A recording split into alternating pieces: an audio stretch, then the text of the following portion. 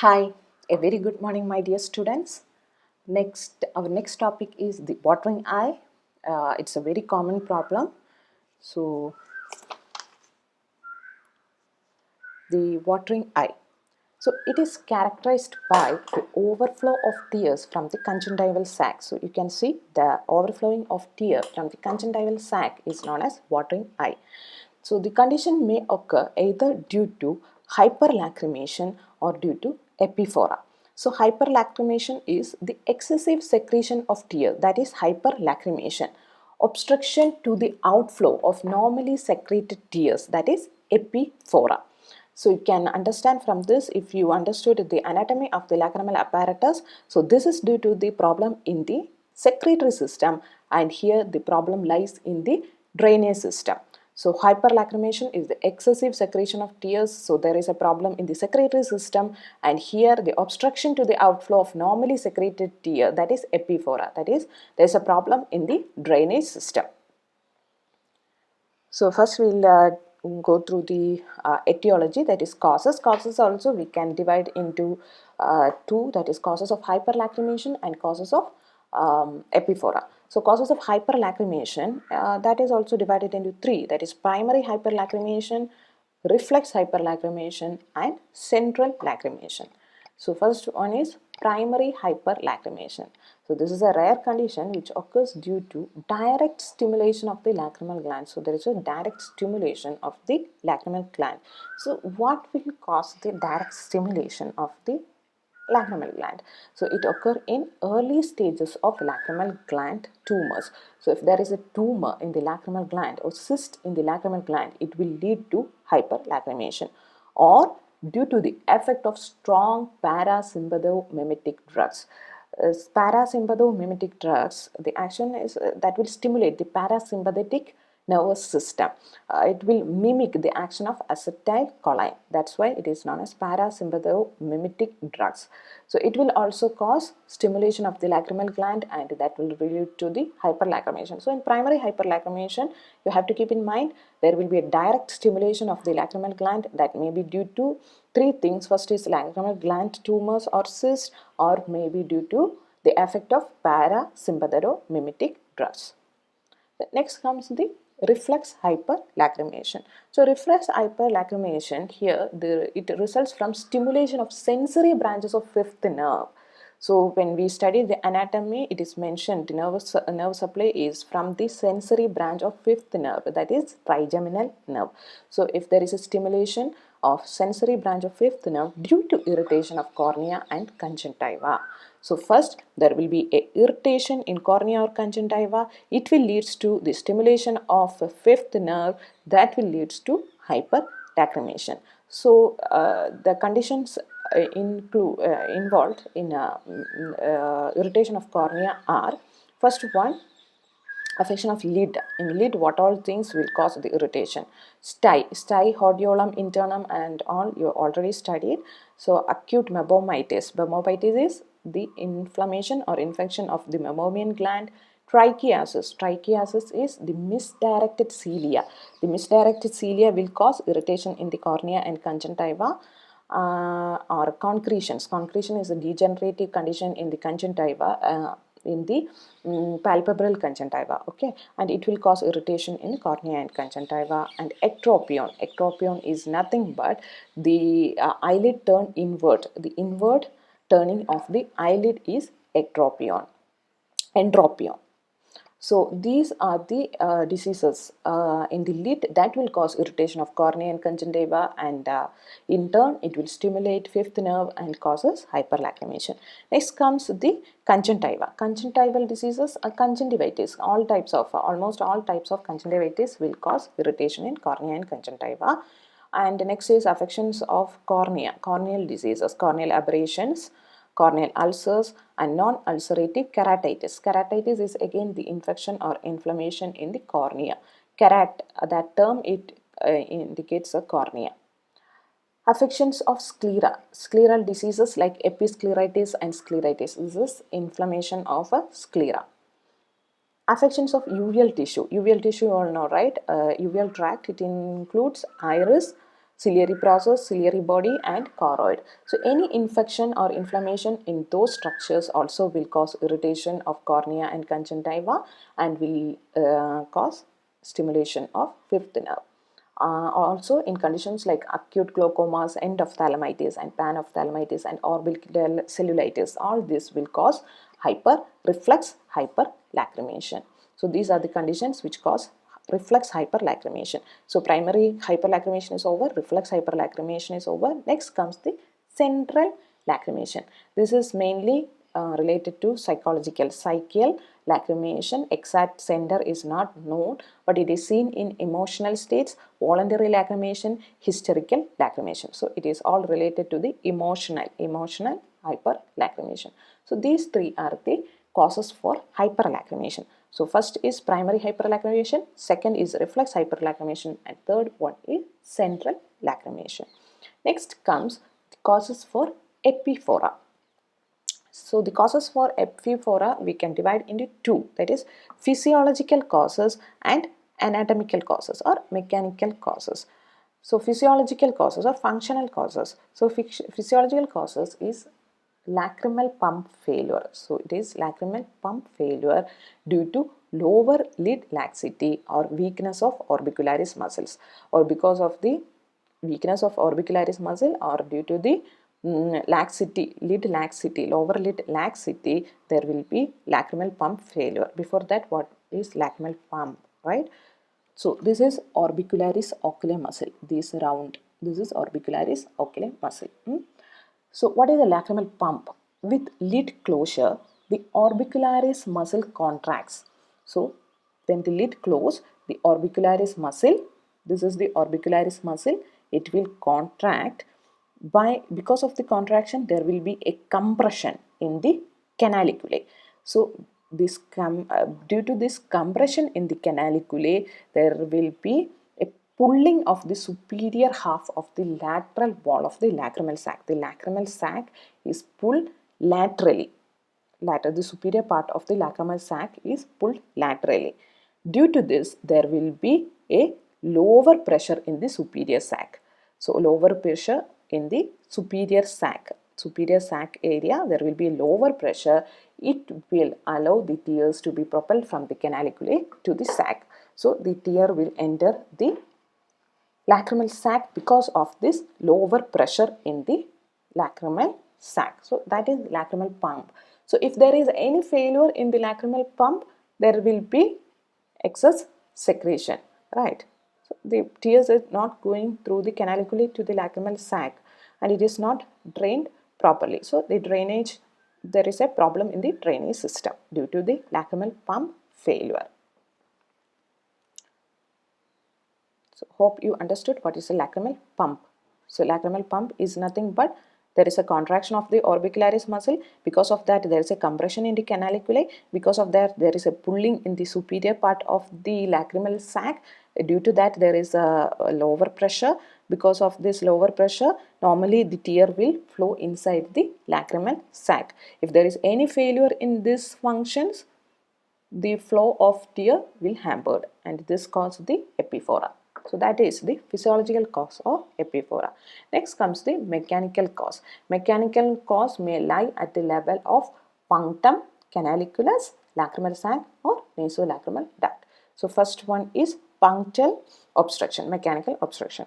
So punctal causes includes two causes: eversion of lower puncta and punctal obstruction. So eversion of lower puncta is commonly seen in old age people due to the laxity of the lid. There will be eversion of the lower puncta. Also, it is seen in chronic conjunctivitis and blepharitis and due to any cause of ectropion. Ectropion is outward turn of the eyelid. So due to this, there is a eversion of lower puncta and it will leads to epiphora or watering of eye. So this is one cause for punctal causes, and second one is punctal obstruction. Punctal obstruction may be congenital. During birth only there will be absence of puncta or cicatricial closure following injuries, burns or infection. Due to injuries, burns and infection, there will be scar formation in the punctal region and close the puncta. Rarely, a small foreign body or concretions or cilia may also block the puncta. A foreign body will lodge on the puncta, or there will be a concretion or cilia. Even a cilia can block the puncta. Prolonged use of drugs like idoxuridine and pilocarpine is also associated with punctal stenosis. So prolonged use of medicines like idoxuridine. Idoxuridine is used is an antiviral that is used in herpes condition, and pilocarpine. Pilocarpine is used eye drops in glaucoma. So prolonged use of these drugs will also called punctal obstruction. These are the punctal causes. So eversion of puncta and punctal obstruction. Next comes the causes is canaliculae. So canaliculae obstruction that may also be congenital during birth or acquired due to foreign body trauma, strictures and canaliculitis. Foreign body may lodge in the canaliculae and it will cause obstruction, or due to trauma, strictures are formed, and canaliculitis. Canaliculitis, commonest cause of canaliculitis is actinomyces. Actinomyces, you know, right, the gram-positive bacteria. It will cause canaliculitis and there will be obstruction in the canaliculae. So these are the causes in the canaliculae. It may be congenital, at birth there will be obstruction, or due to foreign body or trauma or strictures and canaliculitis there will be obstruction in mechanical obstruction in the path. Next come the causes in the lacrimal sac. So lacrimal sac, what all will be the causes? The congenital mucous membrane fold. There is a fold present in the that lacrimal sac and it will obstruct the path.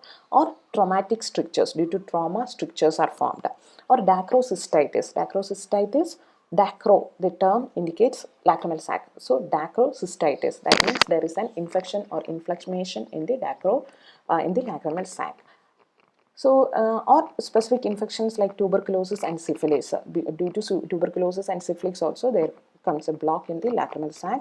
Or dacrolithiasis, there is stone formation in the lacrimal sac, tumors and atonia of the sac. All these things will cause mechanical obstruction in the lacrimal sac. Next comes the causes in the nasolacrimal duct. So nasolacrimal duct congenital lesions include non-canalization, partial canalization or imperforated membranous valve. At birth only there will be non-canalization. There won't be canal, or partial canalization or imperforated membranous valves. You know, right, in anatomy we mentioned that there is numerous membranous valves in nasolacrimal duct. There is imperforation of the membranous valve is there, means that will also cause the obstruction. Acquired causes includes obstructions are traumatic strictures, inflammatory strictures, tumors and diseases of the surrounding bones. All this may also call obstruction in the nasolacrimal duct. So that is the mechanical causes, mechanical obstruction in the mentioned in epiphora. So next comes clinical evaluation of a case of watering eye. So if a patient comes to you, what all things you have to do if a patient is complaining of watering eye? So first you have to examine, ocular examination, examine the eye with diffuse illumination. Diffuse illumination, we can consider torch or slit lamp. All those examination we will come under diffuse illumination. So using magnification should be carried to rule out any cause of reflux hypersecretion. We learned hypersecretion like reflux hypersecretion located in lids, stye, blepharitis, all those things we have to do. Conjunctivitis we have to rule out. Cornea, corneal aberrations, ulcer, keratitis, all those things we have to rule out. Sclera, episcleritis, scleritis, anterior chamber we have to see uveal tract and so on. So glaucoma, endophthalmitis, ophthalmitis, uveal tract, iridocyclitis, all those things we have to rule out. This examination should also exclude punctual causes of epiphora and any swelling in the sac area. So punctual causes we mentioned eversion or punctal obstruction, obstruction due to foreign body injury, stenosis, cicatrization, all those things we have to see. And also we have to see the sac area, any swelling is there in the sac area. This we have to see first. Next comes the test. First one is regurgitation test. Regurgitation test. A steady pressure with index finger is applied over the lacrimal sac area above the medial palpebral ligament. This picture is wrong. This is the medial palpebral ligament. If you touch here, you will get a structure, that is medial palpebral ligament. So you have to give a steady pressure with index finger. Index finger is applied over the lacrimal sac above the medial palpebral ligament. Here we have to give a pressure. Reflex of mucopurulent discharge. If a mucopurulent discharge is coming out from the puncta, indicates chronic dacrocystitis. There is a chronic infection in the lacrimal sac with obstruction at the lower end of the sac or nasolacrimal duct. The obstruction will be in the lower part of the lacrimal sac or in the nasolacrimal duct. So this is regurgitation test. So we have to give a steady pressure with index finger is applied over the lacrimal sac area above the medial palpebral ligament, and we have to see for any discharge coming out through the puncta. This is regurgitation test. Next is fluorescent dye disappearance test. So fluorescent dye, FDDT, fluorescent dye disappearance test. In this test, 2 drops of fluorescent dye are instilled in both the conjunctival sacs. So both the conjunctival sac, we have to instill 2 drops of fluorescent dye, and observations are made after 2 minutes. We have to see after 2 minutes. Normally, no dye is seen in the conjunctival sac. Normally, there won't be any dye, but here in this picture you can see dye is present in the conjunctival sac. A prolonged retention of dye in conjunctival sac indicates inadequate drainage, which may be due to atonia of sac or mechanical obstruction. Due to the atonia of sac or mechanical obstruction, there is inadequate drainage of tear. Because of that, there will be prolonged retention of dye in the conjunctival sac. So this is fluorescent dye disappearance test. Normally after 2 minutes, the dye has no dye is seen in the conjunctival sac, but if there is any problem in the drainage system, then there will be a retention of dye in the conjunctival sac after 2 minutes. Next is the lacrimal syringing test. So this is performed after topical anesthesia with 4% xylocaine. So we have to give topical anesthesia. Topical anesthesia means drop. We have to give anesthesia by drop. 4% xylocaine is used. Normal saline is pushed into the lacrimal sac from lower puncta with the help of syringe and lacrimal cannula.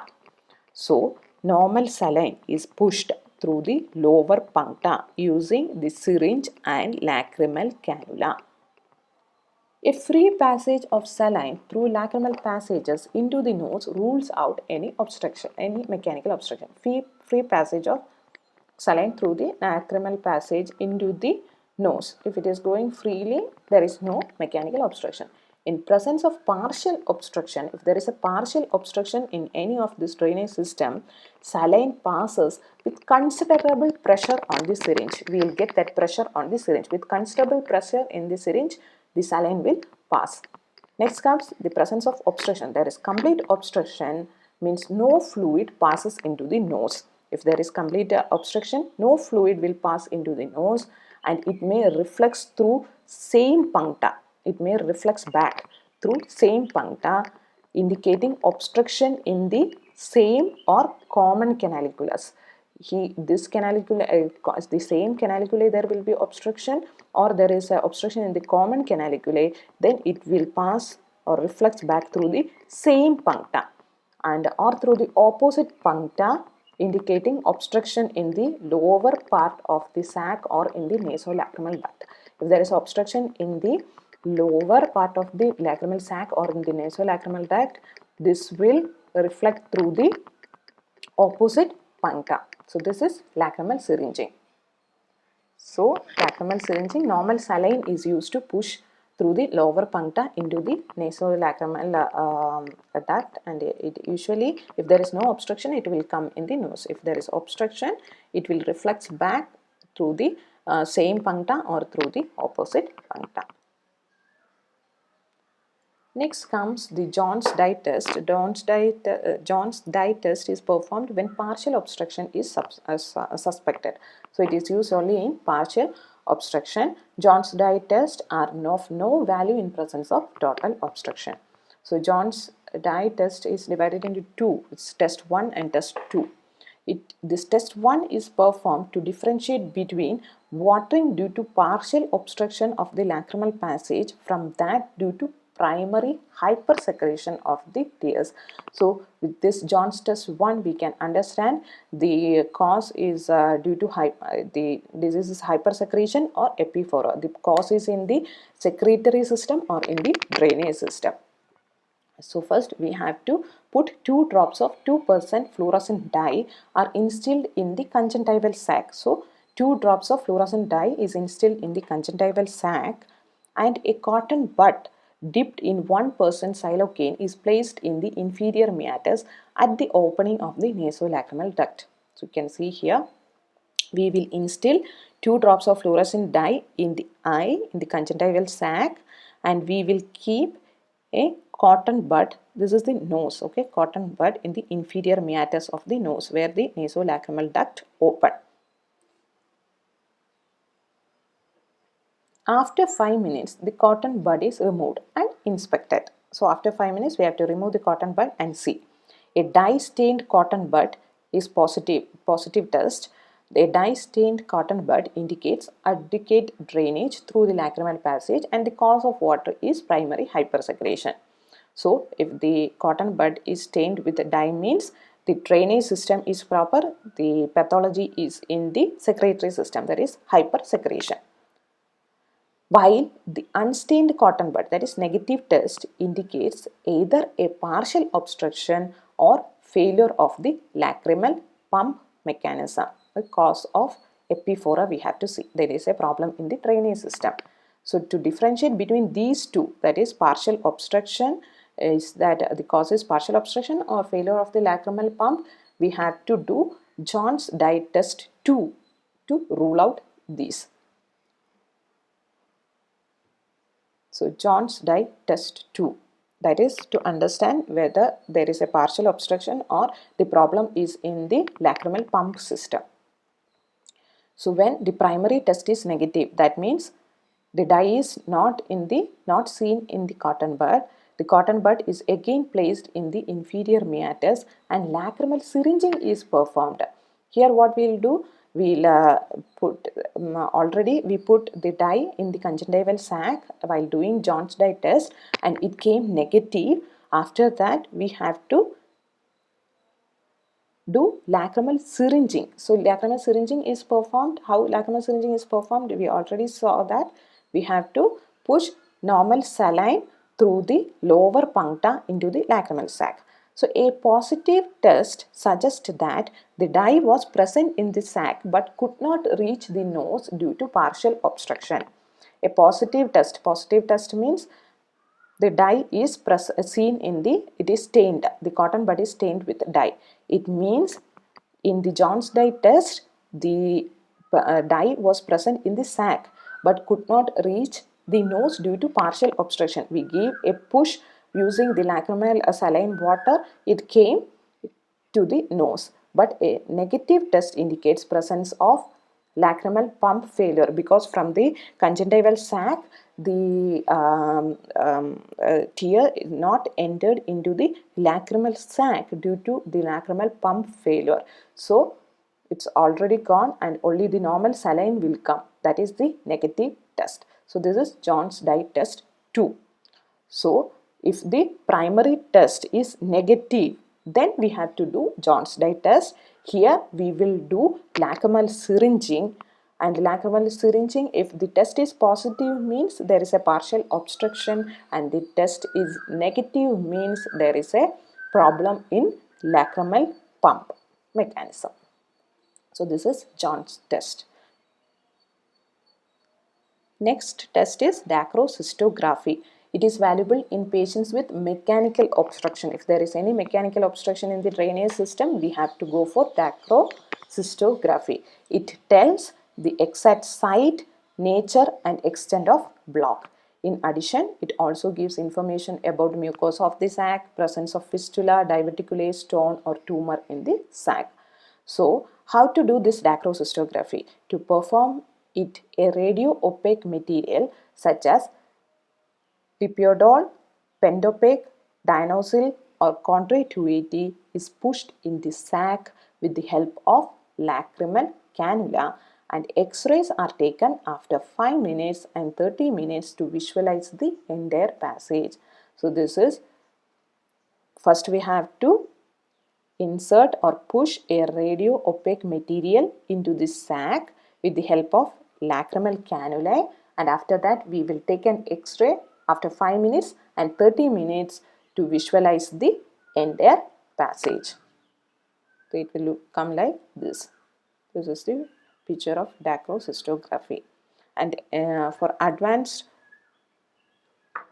condition, for advanced this thing, we'll do radionucleotide dacrocystography or lacrimal scintillography. So this is a non-invasive technique to assess the functional efficacy of the lacrimal drainage apparatus. With this we can understand the functional efficacy. Here a radioactive tracer, sulfur colloid or titanium, is instilled into the conjunctival sac, and its passage to the lacrimal drainage system is visualized with an Anger gamma camera. We will see how it is passing through the lacrimal apparatus using a Anger gamma camera. So a radioactive tracer is put in the lacrimal and the conjunctival sac, and its passage through the lacrimal drainage system is visualized with the camera, Anger gamma camera. That is lacrimal scintillography or radionucleotide dacrocystography. So this is the methods used to evaluate the watering of the eye.